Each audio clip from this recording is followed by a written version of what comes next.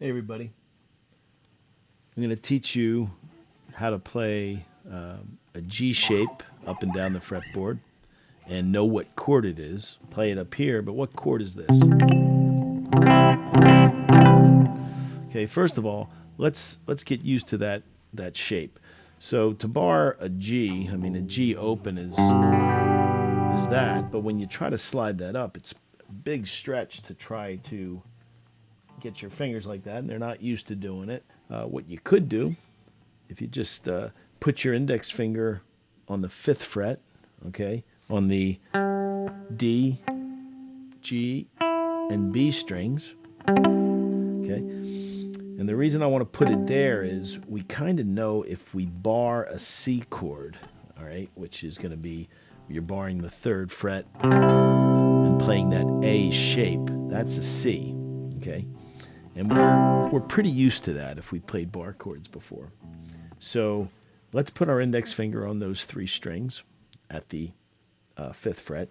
And now let's play the G shape. Now the G shape, if you reference it back to a normal G, you're playing kind of 3 frets up from the nut on the E string and 2 frets up from the nut on the A string.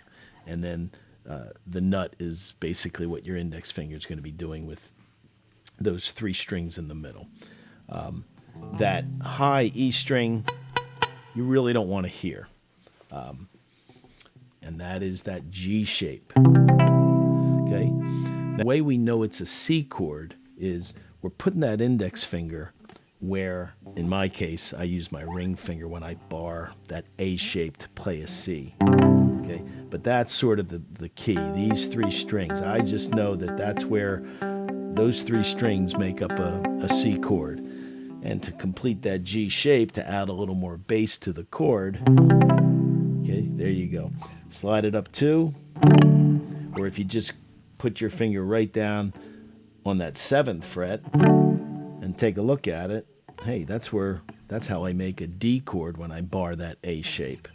So if you're familiar with, those A-shaped bar chords and their location, you'll be able to quickly know this G-shaped chord, what chord it is, okay? Index finger on the 9th fret on those 3 strings, okay? And if I would just play those 3 strings, that's an E chord, okay? And we're going to complete that G shape with the index finger and the pinky, all right? And that's an E. Sounds just like that. All right, so that's using that index finger is key to kind of tell you where you are and what that chord is. So get used to that G shape and good luck.